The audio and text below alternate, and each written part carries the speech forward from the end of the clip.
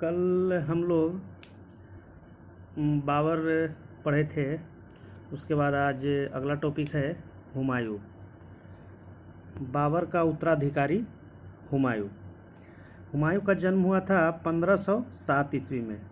1507 ईस्वी में 1507। हुमायूं बाबर का उत्तराधिकारी।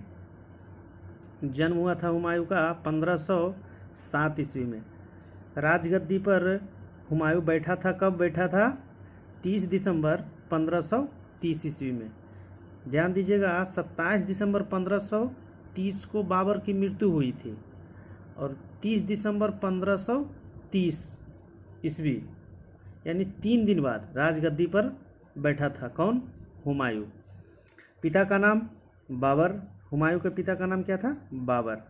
पत्नी का नाम क्या था? हुमायूं के पत्नी का नाम हमीदा बानो बेगम। हमीदा बानो बेगम। हुमायूं के पत्नी का नाम था हमीदा बानो बेगम। हमीदा बानो बेगम किसकी पुत्री थी? हमीदा बानो बेगम किसकी पुत्री थी? शेख अली अकबर जामी। उसका पूरा नाम था हमीदा बानो बेगम का पिता का नाम था शेख अली अकबर जामी। शेख अली अकबर जामी, जो कि हुमायूं के भाई हिदारक का गुरु था। जो कि हुमायूं के भाई का हिदारक, हुमायूं के भाई का नाम क्या था? हिदारक का गुरु था। कौन था? शेख अली अकबर जामी, जो हुमायूं की पत्नी का पिता था। यानी हुमायूं की पत्नी का नाम क्या था? हमीदा बानो बेगम। हमीदा बानो बेगम के पिता का नाम शेख अली अकबर जामी। माता का नाम महमअनगा। माता का नाम महमअनगा। महमअनगा। हुमायूं का शाब्दिक अर्थ क्या होता है? हुमायूं का शाब्दिक अर्थ होता है सौभाग्यशाली। हुमायूं का शाब्दिक अर्थ होता है सौभाग्यशाली। सब्सक्राइब आप लोग जरूर कीजिएगा। आगे है वास्तविक नाम। हुमायूं का जो वास्तविक नाम था वो था नसरुद्दीन मोहम्मद हुमायूं। नसरुद्दीन मोहम्मद हुमायूं। नसरुद्दीन मोहम्मद हुमायूं।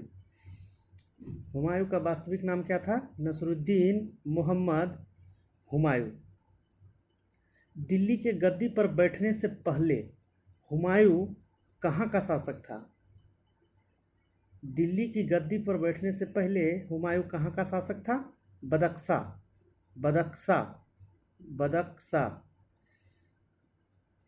दीन पनाह नामक मस्जिद का, या नगर बोल सकते हैं उसको, दीन पनाह नामक मस्जिद या नगर की स्थापना किसने की थी? हुमायूं ने। मुगल साम्राज्य का वह शासक जो सप्ताह के 7 दिन 7 रंग का कपड़ा पहनता था। और वह कौन था? हुमायूं।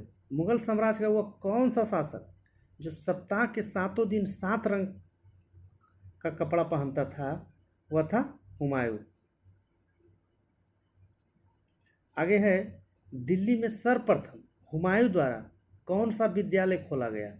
दिल्ली में सर्वप्रथम हुमायूं द्वारा कौन सा विद्यालय खोला गया? मदरसा-ए-बेगम। मदरसा-ए-बेगम। आगे है किसे युद्ध के परिणाम स्वरूप हुमायूं को निर्वासित जीवन जीना पड़ा? किस युद्ध के परिणाम स्वरूप हुमायूं को निर्वासित जीवन जीना पड़ा? कन्नौज और बेलग्राम का युद्ध के बाद। कन्नौज और बेलग्राम के युद्ध के बाद। आगे है दिल्ली के दीन पनाह नामक महल, आगरा के और इसार के मस्जिद का निर्माण किस शासक ने किया था? हुमायूं ने। दिल्ली के दीन पनाह नामक महल का निर्माण किसने किया था? हुमायूं ने।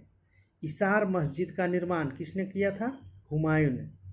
आगरा का इसार मस्जिद का निर्माण किसने करवाया था? हुमायूं ने।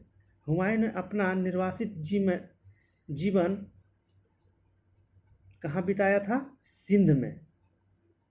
हुमायूं अपना निर्वासित जीवन कहाँ बिताया था? सिंध में। कितने वर्षों तक? 15 वर्षों तक। कितने वर्षों तक? 15 वर्षों तक। आगे है, हुमायूं ने हमीदा बानो बेगम से शादी कब की थी? 1541 ईस्वी में।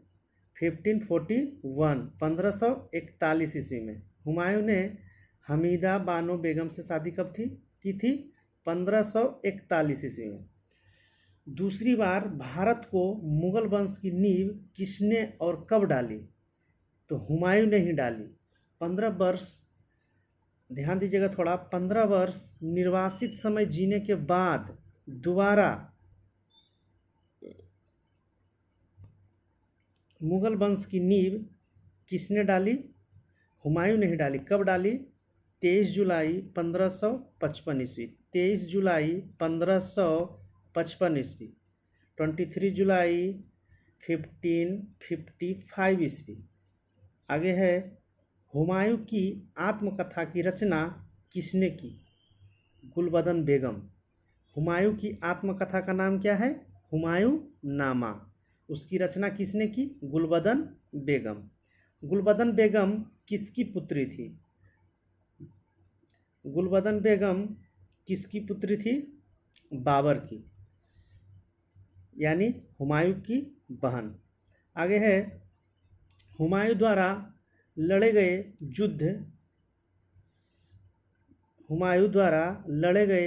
युद्ध जो थे, जो मुख्य युद्ध थे, पहला था देवरा का युद्ध 1531 ईस्वी में। देवरा का युद्ध 1531 ईस्वी में। दूसरा था चौसा का युद्ध 1539 ईस्वी में। दूसरा था चौसा का युद्ध 1539 1539 ईस्वी। तीसरा था बेलग्राम का युद्ध, कन्नौज का युद्ध भी बोल सकते हैं, बेलग्राम या कन्नौज का युद्ध 1540 ईस्वी में। 1540 ईस्वी में चौसा का युद्ध हुआ था किसके किसके बीच? शेरशाह और हुमायूं। चौसा का युद्ध शेरशाह और हुमायूं के बीच हुआ था। और बेलग्राम का युद्ध भी शेरशाह और हुमायूं के बीच ही हुआ था। अगला है सरहिंद का युद्ध। सरहिंद का युद्ध 1555 ईस्वी 1555। सरहिंद का युद्ध 1555 ईस्वी में हुआ था। हुमायूं और किसके बीच? सूरी का शासक सिकंदर। हुमायूं सूरी का शासक सिकंदर के साथ। आगे, हुमायूं की मृत्यु दिल्ली के दीनपनाह भवन में, दिल्ली के दीनपनाह भवन में स्थित पुस्तकालय की सीढ़ियों से गिरकर हुआ था। हुमायूं की मृत्यु कैसे और कब हुई थी? दिल्ली के दीनपनाह भवन में स्थित पुस्तकालय की सीढ़ियों से गिरकर हुई थी 1556 ईस्वी में। 1556 1 जनवरी 1556 ईस्वी में। अगला टॉपिक फिर कल बताएंगे अकबर के बारे में, जो थोड़ा विस्तार से बताएंगे। ठीक है, आप लोग सब्सक्राइब कीजिएगा, लाइक कीजिएगा। धन्यवाद।